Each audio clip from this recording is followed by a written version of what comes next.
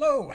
Hello, all of you, all my wild darlings. Good to have you with me. I am Tad. I will be here for the next while. And I have various things I want to mention. Before I do, I just wanted to say, just to take this brief opportunity to say thank you for all the kind things that people put online when we announced that our one of our dogs, our beloved Chihuahua Walter, had died, and it was very sad, of course. He had a good long life, though, and but and it's always reassuring to hear from other people who have that same kind of connection with their animals, where they are basically family members, they are personalities, they are people, which I say not to in any way diminish the importance of people, but more to emphasize what, for lack of a better word, I'll say what animal people know, which is that all animals are individuals, and especially the ones that live among people, because they have been in one particular, not one particular case, but in particular, they have been co-evolving with humans for many thousands of years, and probably had some of that stuff was already in them. In the case of dogs, for instance, obviously dogs were pack animals long before they developed a coevolutionary relationship with human beings. So they have probably millions of years of evolutionary, not training, I don't want to say that, but evolutionary selection for being able to get by in group situations, which we humans found very useful. So I say all this scientific stuff not to bore people. I'm sure you all know that and know these things, but more just to say that it is, in fact, a difficult and painful thing when the time comes when you have to make a decision. And interestingly, it's, the kind of decision that we are not generally allowed to make with our loved ones or even for ourselves. But we can decide with an animal that, that their time has come and they are not going to enjoy their life anymore, and or at least not enough to outweigh the thing that they're going through. So that's what happened with Walter. He had a very steep downhill path starting, just a little before Christmas time. And it was very clear that he was not going to come back, that he was not going to be back to normal again. And in fact, we were carrying him everywhere. And he was a very active little dog. One of the most charming things about him was his peripatetic nature, how he was always running around, taking care of things, keeping an eye on everything, putting everything in order, or at least that's what he seemed to think he was doing. So to see him helpless, unable to stand up, was just heartbreaking.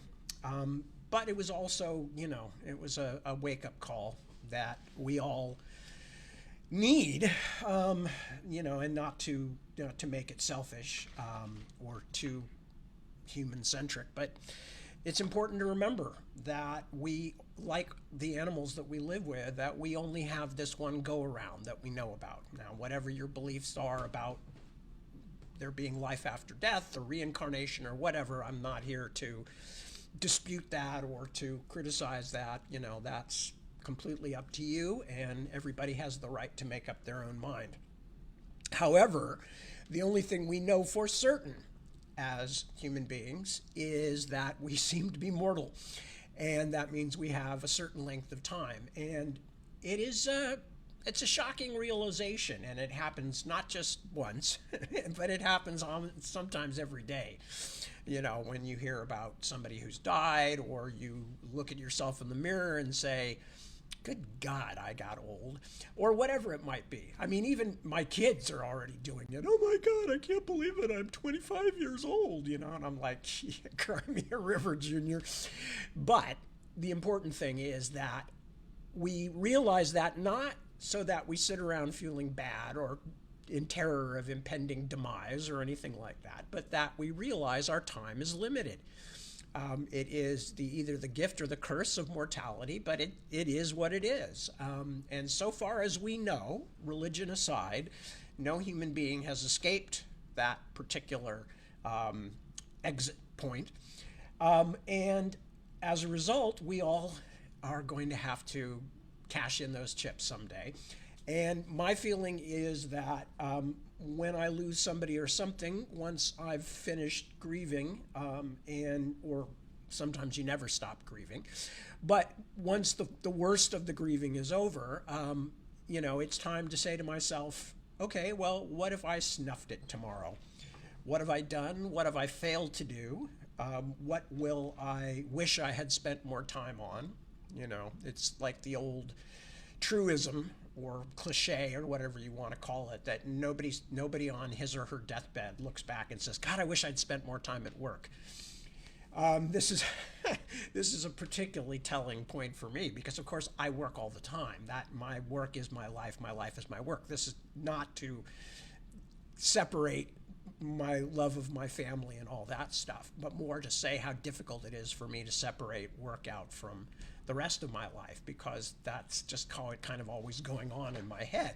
But that's why mortality is a useful reminder that what seems like important work to me might not seem so important when the final moment comes and I look back and say, yeah, but did everybody that I loved know that I loved them? And did they know it to the depth and breadth that it really was?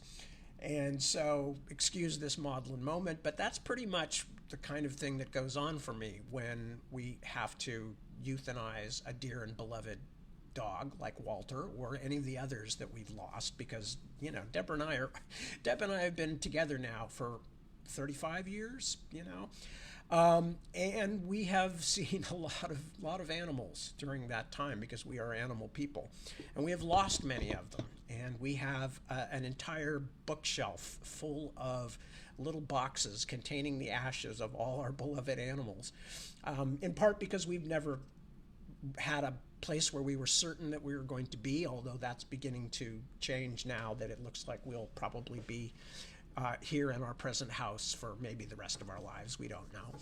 But also just because, that's, the bodies are not important, but the reminder is important. Whether, whatever form they're in, whether they are a plot in a graveyard or an urn with ashes in it or whatever, it's the reminder, it's the fact of existence and how precious that existence was that matters. And so we have kept our collection of passed on pets, and soon enough we will be adding Walter's mortal remains, or what remains of them, because that's how it works. We will be adding another box to the row. And last point, and then I'm going to get on to some other things. The other thing, though, is that he brought so much delight into our lives, and it has reinforced for me that I have to keep doing this because, as you all know, I lost my parents, or didn't lose them. That's very Oscar Wildean, but they died in 22 and 23. And that will never go away, as I said earlier. You don't stop mourning, but it is very important, I think, to not stop at the missing them part or the mourning them part. And this is true even with little dogs, What's important is to remember the joy that they brought and the kindness and the love and all of that stuff. And so, every time I find myself feeling punished, in a sense, by losing my folks who had good long lives, and I'm certainly not a young fella anymore, so it's not like they were ripped from me in an untimely fashion. But every time that I have those feelings of, it's not fair, I miss them so much, and then it's a good opportunity to remind myself, why do I miss them? Because they did so many good things for me and for others. And same thing is true even with little Walter the Chihuahua. It's painful to roll over in bed and suddenly think, uh-oh, Walter, and then going, oh, he's not here anymore. I don't have to worry about squishing him or whatever, because Walter was a burrower who loved to be right up against people. But to remember why we miss somebody, You know, not just the fact of missing them, but why do we miss them? What was it that they had and what made them special? Again, whether it's a pet or a person. So, sorry for the sermon. I didn't intend that when I started out. I just was going to, again, acknowledge the kindness of people who had written to us online and said kind things and sympathetic things and clearly got it. But anyway, so that sprang it up. And that's what happens when you're me and you don't plan things ahead of time. You just take whatever comes. You know, it's potluck, as we say here in the States. Anyway, I'm going to check here briefly and see.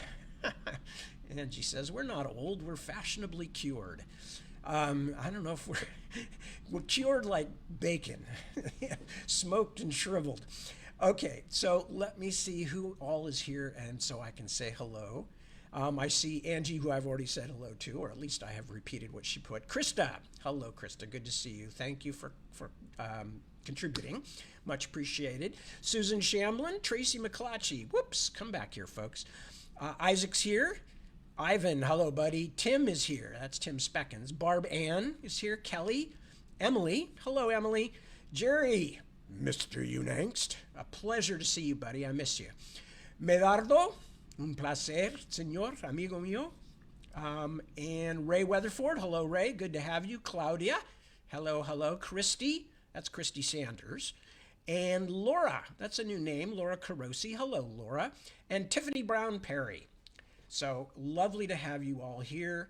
And I am very pleased to be spending time with you, as always. Here's a brief announcement, and probably it's maybe just as well that I wasted a bunch of time at the beginning of the reading tonight. We have 3 stories left in the Martian Chronicles. I have no clue what I'm going to do next. As always, I am, this is an improvisational kind of a thing. I didn't have much in the way of plans when I started this back in 2019 or 2020, whenever it was, in the early stages of the lockdown. I guess it must have been 2020. But anyway, I had no plans particularly. I just started reading stuff that I had on hand, which happened to be my short stories, which I didn't have to worry about violating anybody else's copyright. And since I have no idea of what I'm going to read or what I'm going to do next, obviously I am open to suggestions as always. But what I do want to do is I want to make sure that each one of these stories gets completed, but I don't want to spend 20 minutes at the end of every broadcast filling in space if the stories run short, because at least the last one is quite, not really short, but it's not long. And tonight's is moderate length. But so what I will probably do for each of the next tonight plus 2 more, which will take us through next weekend, is just finish the story, sum up, and then possibly cut out early. And in the interim, as I do that, please, again, feel free to let me know anything that you'd like to hear me read, or also things you want me to talk about, since that seems to be unstoppable. I wind up babbling at the beginning of these things and sometimes at the end too. So feel free to let me know, and don't be shocked if I finish tonight's story and opt out early. It's not that I don't like hanging out with you guys, it's just that I don't want to fill time unless I have something to say. This is not radio. I used to work in radio, and there would be times in radio when you would just have to fill, and you would just pick something and start talking about it. And I kind of enjoyed that in a weird sort of way, just suddenly go, the interesting thing about pelicans is, just start talking. But it's not really good value in terms of, you guys could be doing better things with your time than listening to me just filling space.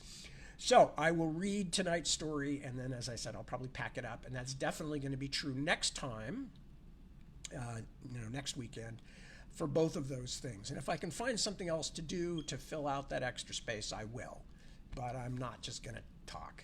You've had enough of that from me in the past however many years. And all I can say about that is, think of my family. They have had it for way longer than you have, and be grateful. Anyway, okay, so with that, and having said hello to the folks who have shown up and checked in, which, by the way, is the way that you can get me to say hello to you, is by actually putting a comment in, and then that's all I can see as things are happening, as who's commenting. So if you want to be acknowledged and you have not been acknowledged so far, it's probably because I didn't see your name in the comments section. Okay, anything else? All right, Splintered Sun. I actually am hoping to get a long day's work in because I was not quite ready to do this bit I was working on today, and as a result, I sat down and kind of mapped out the whole thing in quite a bit of detail. So I'm hoping that I get it because it's a good set piece, right? You guys know what a set piece is. Set piece is usually something that takes place around one particular environment with one particular set of things that are happening, and I've got such a one right now, which is the characters are all having to go into a long deserted tomb in search of a certain artifact, which, hey, that's classical stuff. And of course, my particular goal is to do it in my own way that people will not go, well, we've seen this 1,000 times before, but we hope people will go like, ooh, my gosh, this is exciting and scary.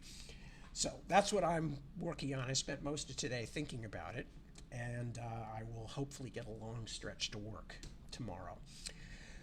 Anything else? No, my wife is doing well. Deborah is upstairs working on her fabric work, which she works at very consistently and very hard, and with, I have to say, very, very exciting results. And yeah, Johnny's doing okay. Johnny doesn't seem to be particularly upset, although we did bring him along on Walter's final journey so that Johnny would have some sense of what was happening instead of Walter just vanishing from the household. But whether that actually helped or not, I don't know. But Johnny seems to be doing very well and has been very good at asking for attention when he wants it without being too over demanding. Yeah, and otherwise, life is life. So I'm going to go ahead and read. I actually started this last night. I will apologize in advance to those of you who were actually here last night. I'm going to start it again because I want it to fit the space and I don't want it to be broken up over, unlike a novel, these are short stories, so I don't want them to be broken out over 2 different broadcasts. So again, I'm going to start again. This is April 2057 in the Martian Chronicles, and the story is titled The Long Years. Whenever the wind came through the sky, he and his small family would sit in the stone hut and warm their hands over a wood fire.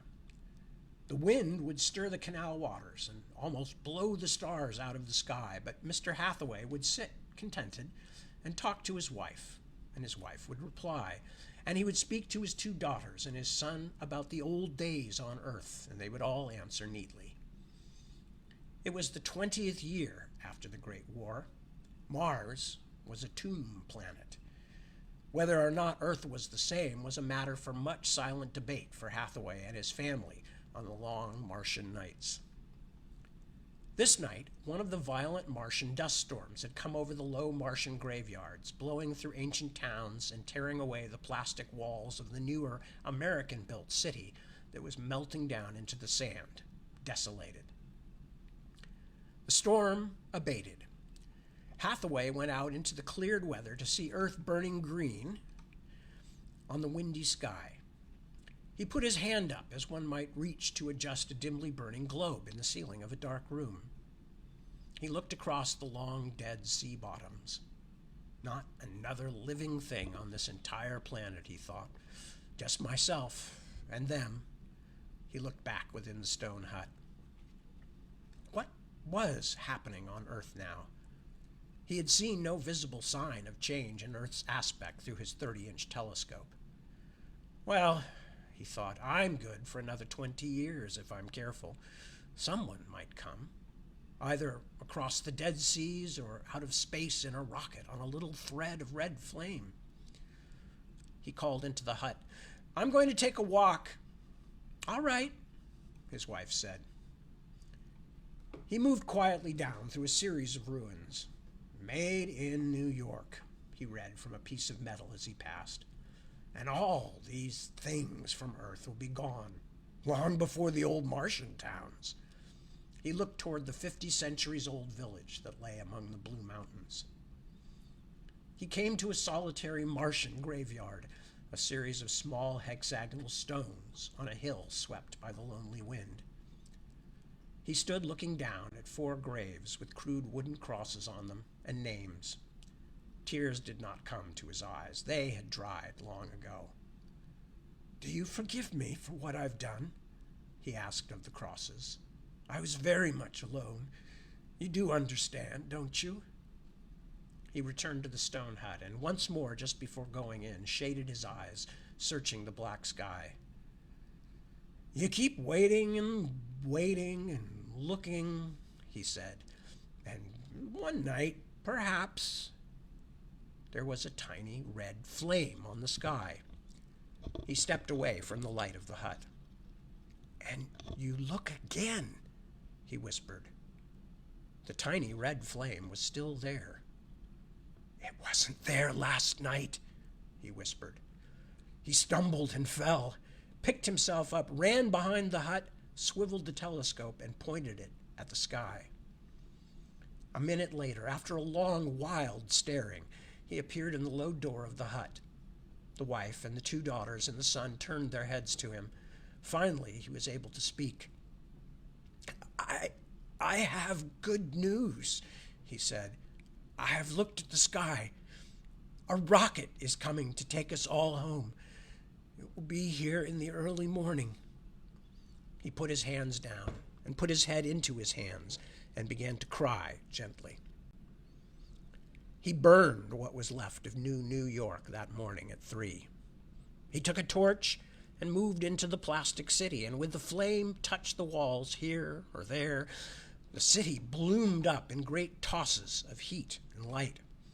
It was a square mile of illumination, big enough to be seen out in space.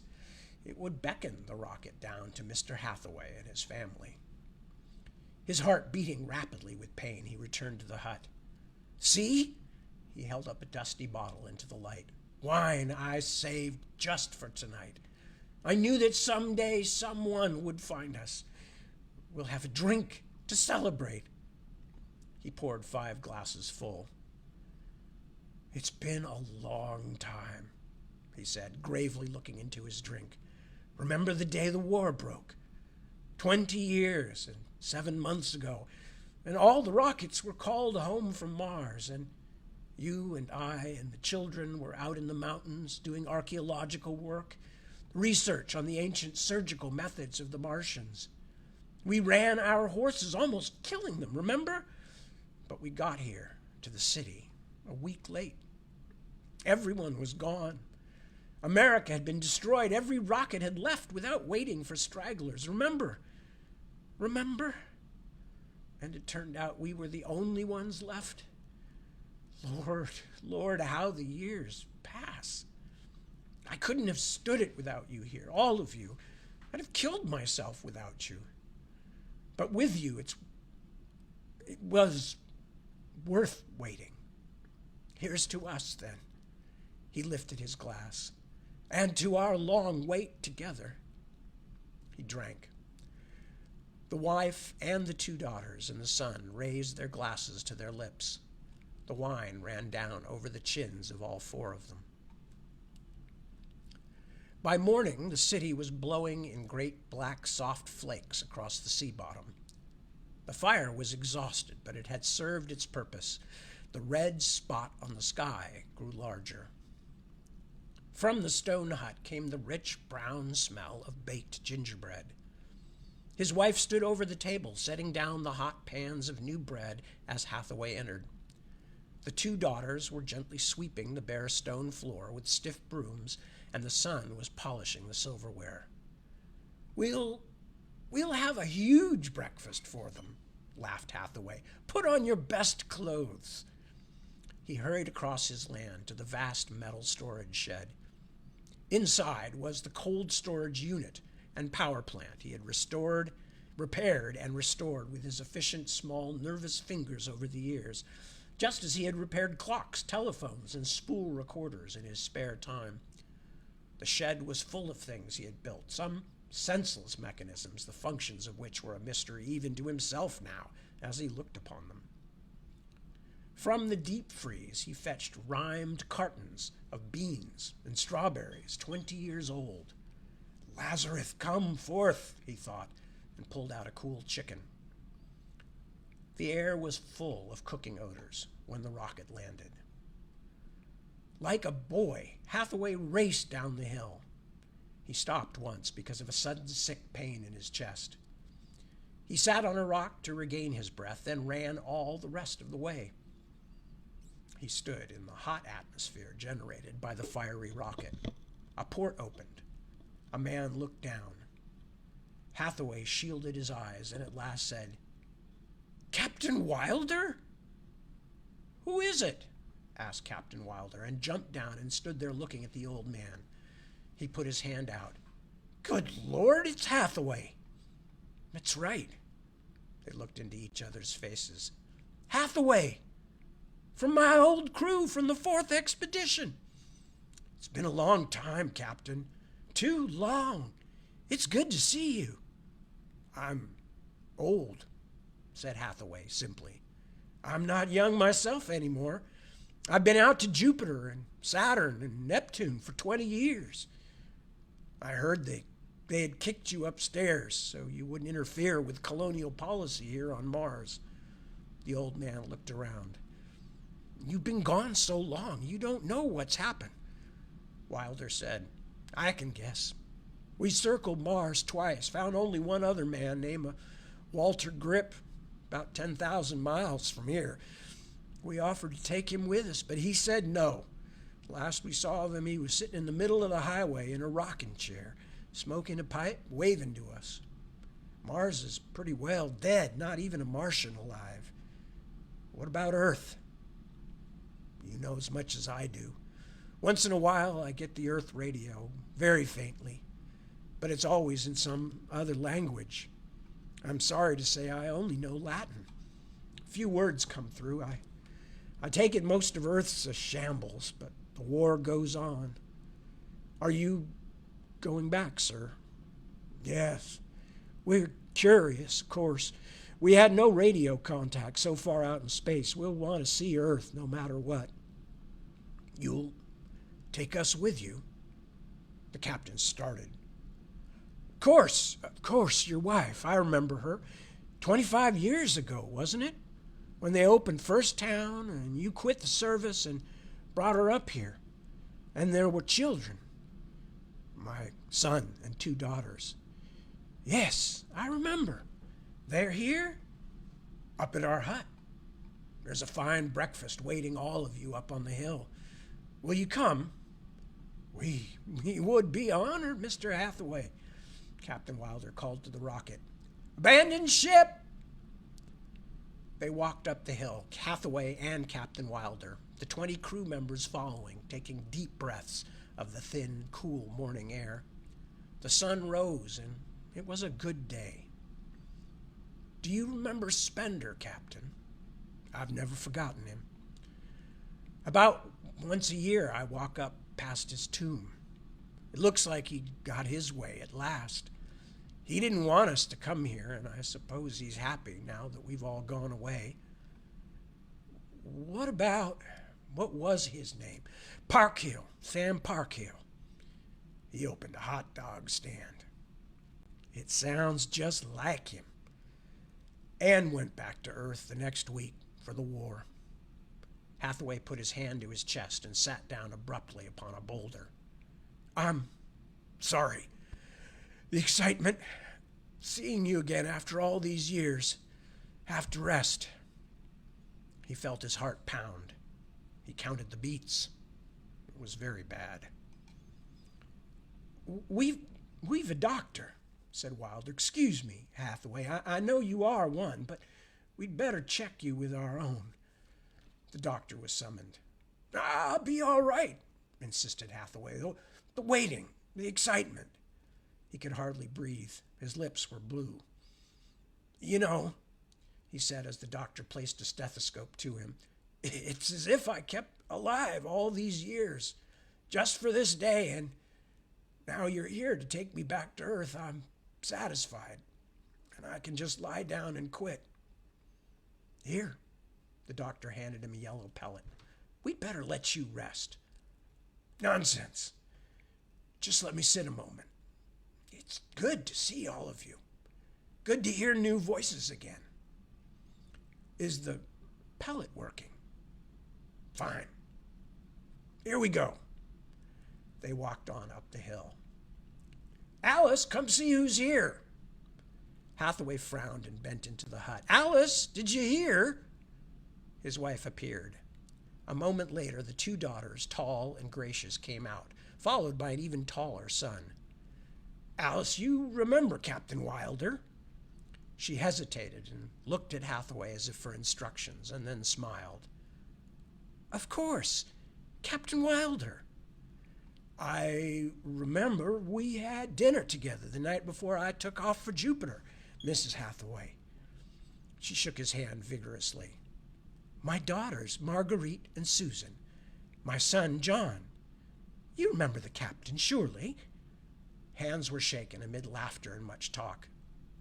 Captain Wilder sniffed the air. Is that gingerbread? Will you have some? Everyone moved. Folding tables were hurried out while hot foods were rushed forth, and plates and fine damask napkins and good silverware were laid. Captain Wilder stood looking first at Mrs. Hathaway and then at her son and her two tall, quiet-moving daughters.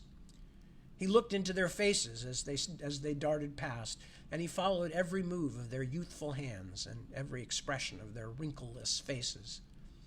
He sat upon the chair the son brought. How old are you, John? The son replied, 23. Wilder shifted his silverware clumsily. His face was suddenly pale. The man next to him whispered, Captain Wilder, that can't be right. The son moved away to bring more chairs. What's that, Williamson? I'm 43 myself, Captain. I was in school same time as young John Hathaway here, 20 years ago. He says he's only 23 now. He only looks 23, but that's wrong. He should be 42 at least. What's it mean, sir? I don't know. You look kind of sick, sir. I don't feel well. The daughters, too. I saw them 20 years or so ago. They haven't changed, not a wrinkle. Will you do me a favor? I want you to run an errand, Williamson. I'll tell you where to go and what to check. Late in the breakfast, slip away. It should only take you 10 minutes. The place isn't far from here. I saw it from the rocket as we landed. Here, what are you talking about so seriously? Mrs. Hathaway ladled quick spoons of soup into their bowls. Smile now. We're all together. The trip's over. And it's like home. Yes, Captain Wilder laughed. You certainly look very well and young, Mrs. Hathaway. Isn't that like a man? He watched her drift away, drift with her pink face warm, smooth as an apple, unwrinkled and colorful. She chimed her laugh at every joke. She tossed salads neatly, never once pausing for breath. And the bony son and curved daughters were brilliantly witty, like their father, telling of the long years and their secret life, while their father nodded proudly to each. Williamson slipped off down the hill. Where's he going? Asked Hathaway. Checking the rocket, said Wilder. But as I was saying, Hathaway, there's nothing on Jupiter, nothing at all for men. That includes Saturn and Pluto. Wilder talked mechanically, not hearing his words, thinking only of Williamson running down the hill and climbing back to tell what he had found. Thanks. Margaret Hathaway was filling his water glass. Impulsively, he touched her arm. She did not even mind. Her flesh was warm and soft. Hathaway, across the table, paused several times, touched his chest with his fingers, painfully, then went on, listening to the murmuring talk and sudden loud chattering, glancing now and again with concern at Wilder, who did not seem to like chewing his gingerbread. Williamson returned. He sat picking at his food until the captain whispered aside to him, Well, I found it, sir. And? Williamson's cheeks were white. He kept his eyes on the laughing people. The daughters were smiling gravely, and the son was telling a joke. Williamson said, I went into the graveyard. The 4 crosses were there? The 4 crosses were there, sir. The names were still on them. I wrote them down to be sure. He read from a white paper. Alice, Marguerite, Susan, and John Hathaway died of unknown virus, July 2038. Thank you, Williamson. Wilder closed his eyes. 19 years ago, sir. Williamson's hand trembled. Yes. Then who are these? I don't know. What are you going to do? I don't know that either. Will we tell the other men? Later. Go on with your food as if nothing had happened. I'm not very hungry now, sir. The meal ended with wine brought from the rocket. Hathaway arose. A toast to all of you. It's good to be with friends again. And to my wife and children, without whom I couldn't have survived alone. It is only through their kindness in caring for me that I've lived on, waiting for your arrival. He moved his wineglass toward his family, who looked back self-consciously, lowering their eyes at last as everyone drank. Hathaway drank down his wine. He did not cry out as he fell forward onto the table and slipped to the ground. Several men eased him to rest. The doctor bent to him and listened. Wilder touched the doctor's shoulder. The doctor looked up and shook his head. Wilder knelt and took the old man's hand. Wilder? Hathaway's voice was barely audible. I spoiled breakfast. Nonsense. Say goodbye to Alice and the children for me. Just a moment, I'll call them. No, don't, gasped Hathaway. They wouldn't understand. I wouldn't want them to understand. Don't. Wilder did not move. Hathaway was dead.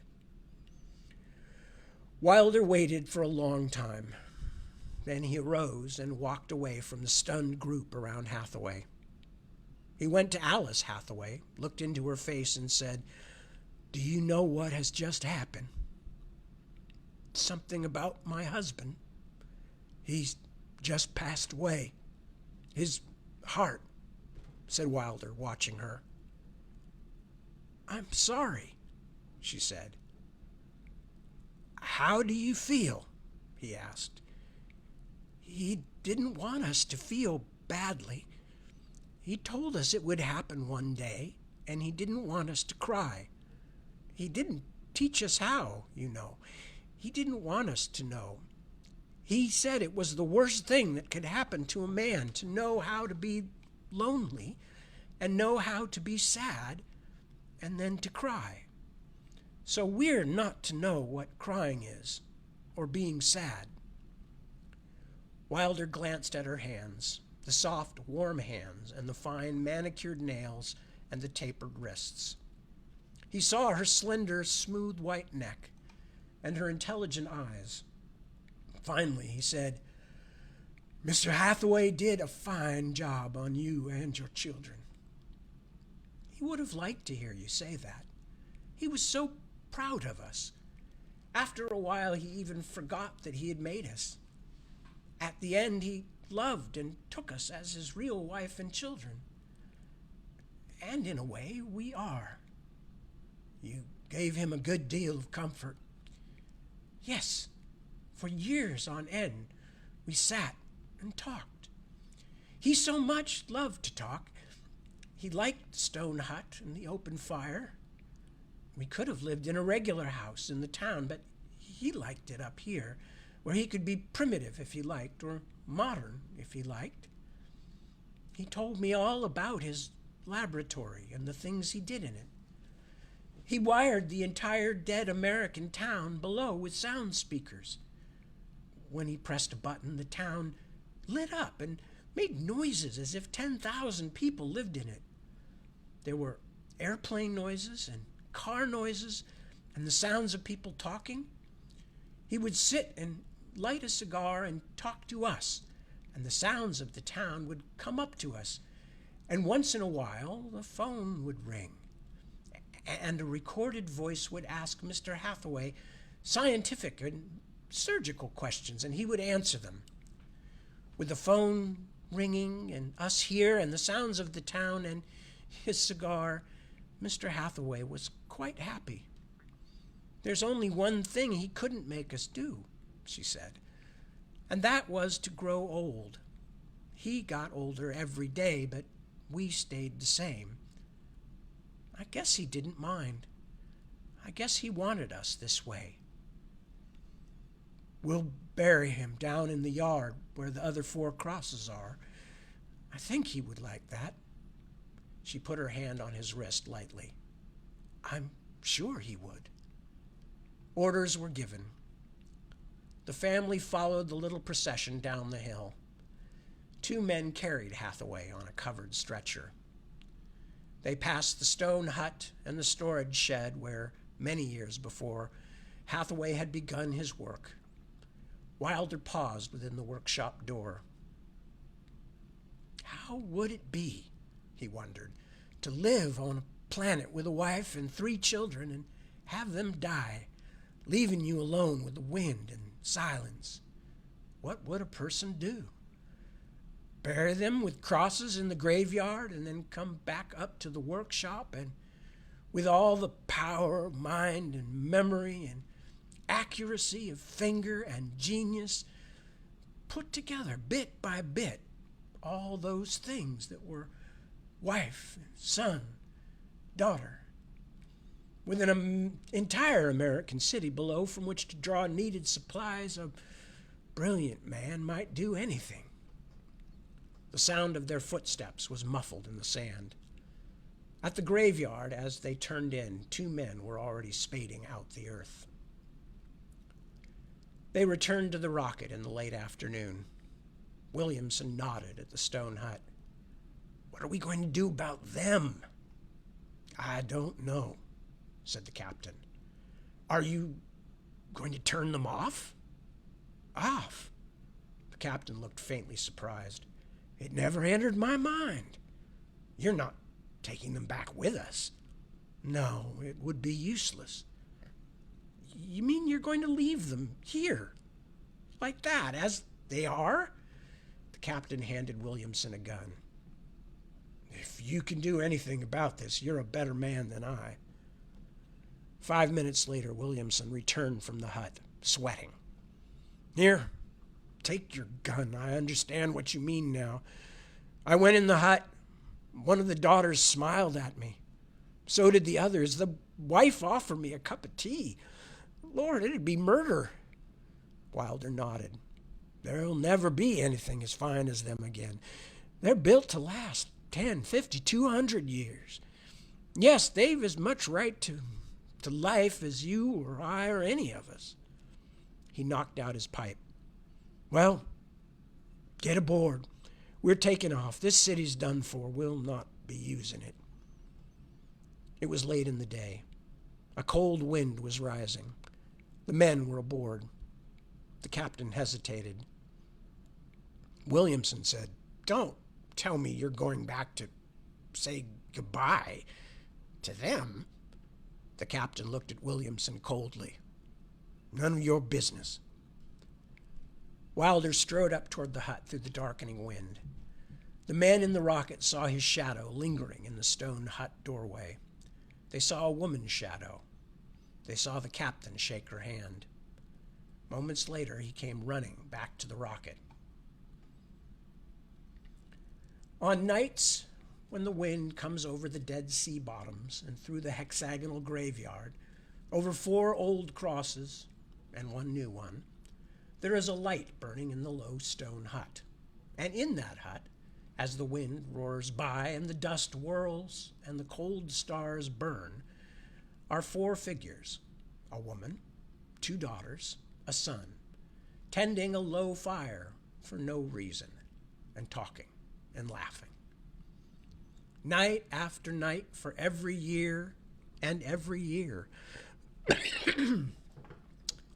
Night after night for every year and every year, for no reason at all, the woman comes out and looks at the sky, her hands up, for a long moment, looking at the green burning of earth, not knowing why she looks. And then she goes back and throws a stick on the fire, and the wind comes up, and the Dead Sea goes on being dead. And that is the end of that story. And so coming next week will be perhaps my favorite story. Certainly these last two are my favorite two stories. There Will Come Soft Rains, which is truly, for me anyway, when I first read it as a young person, one of the most heartbreaking stories I think I have ever read, but also beautiful in its way. So we will read that next week. One of the interesting things about the story that we just read, I think anyway, is, oh, hang on a second before I forget. There we go. One of the things that I think is really interesting about that particular story is this one and the next one are among the only stories in the Martian Chronicles that actually use technology in a science fictional way.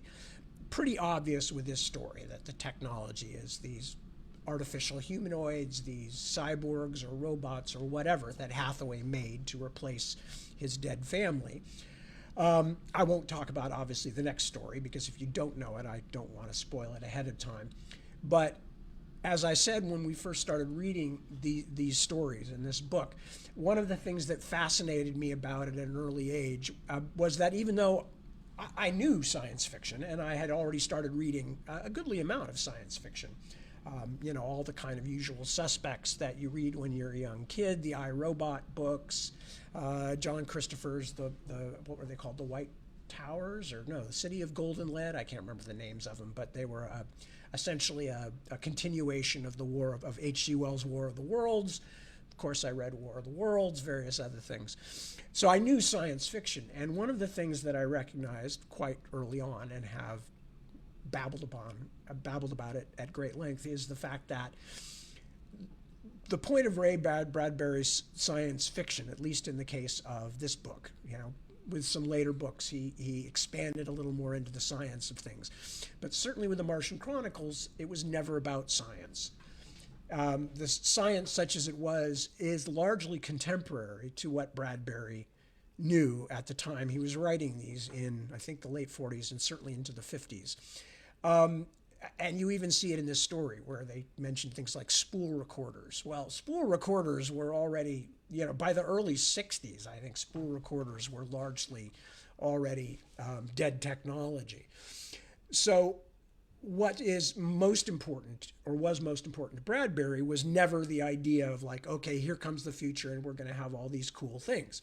His ideas seem to me, anyway, to be more about how can I use this idea of another planet to talk about the things that I think are interesting. And as we saw in many of the stories in these books, he's talking about subjects that essentially have no need for science fiction, and you could still write stories. The idea of that is referred back to in this story about the fourth expedition, which is the one where Spender goes rogue and actually kills several of the other members because he's already decided that they're going to ruin Mars, that modern Earth life is going to come to Mars and destroy it. And he has fallen in love with the remnants of this ancient civilization and essentially goes native, to use an old-fashioned expression, which people, for those of you who have heard it but don't know what it means, it alludes to the kind of the 18th and 19th century where people would go, say, somewhere like a tropical environment and immediately go native, and meaning, instead of dressing like proper Englishmen, they would start going around barefoot and wearing sarongs and things like that. And it was oftentimes used in a faintly not faintly, oftentimes in a very critical manner. You know, it was like, you have given up what makes you a different, special person, namely Western culture, you know, and you have opted to go native. And so the whole thing with Spender and Hathaway and Captain Wilder and all the rest of that crew could very well have happened almost in any situation, and certainly in any situation where the indigenous peoples were no longer present and can become merely an object of veneration on the part of the Spender character. You know, they could be the Maya, they could be the Khmer in Cambodia, and the idea of somebody saying, I can't let my own people come in and destroy this beautiful remnant of the past with their, you know, highways and hot dog stands and neon lights and loud music and blah, blah, blah, does not need to be a science fictional story. This one, at least, has to have some kind of an unnatural element. You know, it could be, you know, like they could be wind-up dolls, clockwork dolls, or something like that, and be out of a Tales of Hoffman or something like that. But they definitely have to be something out of the ordinary. I guess you could make them trained actors who had been hired by somebody to pose as his family after they died. But the point is that I'm making here is that none of these, or very few of these stories, are really anything to do with science. And so the whole science fiction thing is largely academic. And I only mention this because it's one of my great frustrations, and one of the things that the kind of rise of late era capitalism has done is it's increased the idea that everything has to go to a pre-fixed market, that you have to give people only the things that they already want.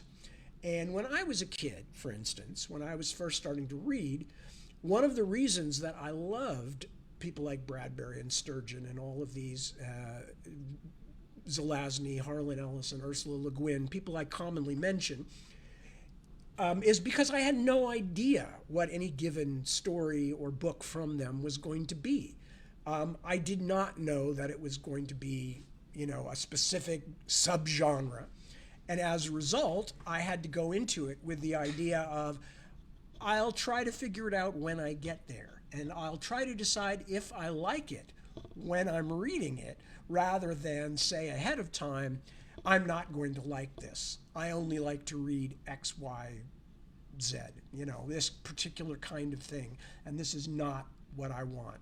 And unfortunately, and I'm not saying it like anything can be done about it. It's just merely a fact. As the world has become more consumer and capitalism oriented, as everything is about selling more bits of this or that, or finding ways to monetize this or that, you are of necessity going to find that there's an increasing pressure to find out what people want ahead of time and give it to them.